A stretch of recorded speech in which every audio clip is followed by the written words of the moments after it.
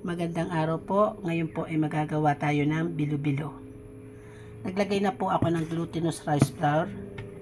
Lagyan po natin ng tubig.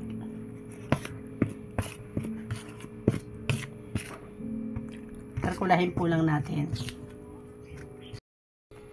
Magsimula na po tayo. Atin lang pong bilugin.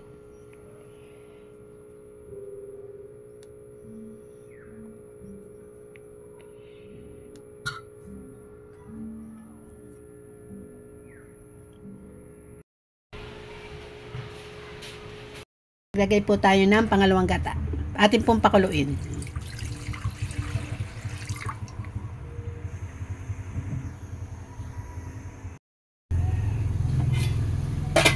Maglagay na po tayo ng asukal.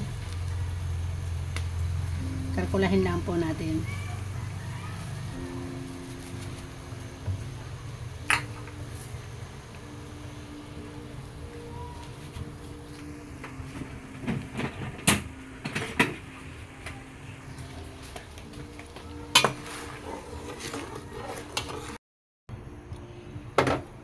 Ilagay na rin po natin itong bilo-bilo.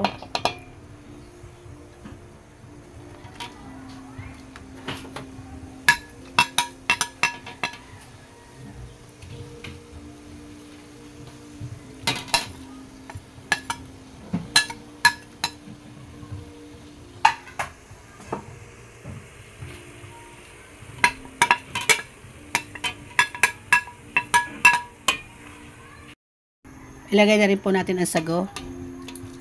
Ito pong sago ay maliliit at saka yung medium. Pabayaan lang po natin kumulo. At kapag lumutang na po ay luto na. Ilagay na po natin ang kakong gata o unang piga. Pabayaan lang po natin kumulo.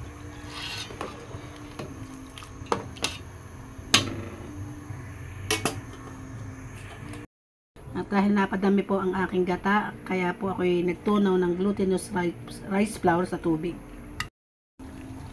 At ihalo po natin ito.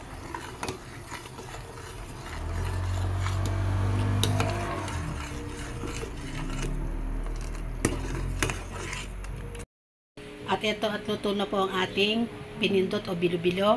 Maraming salamat po.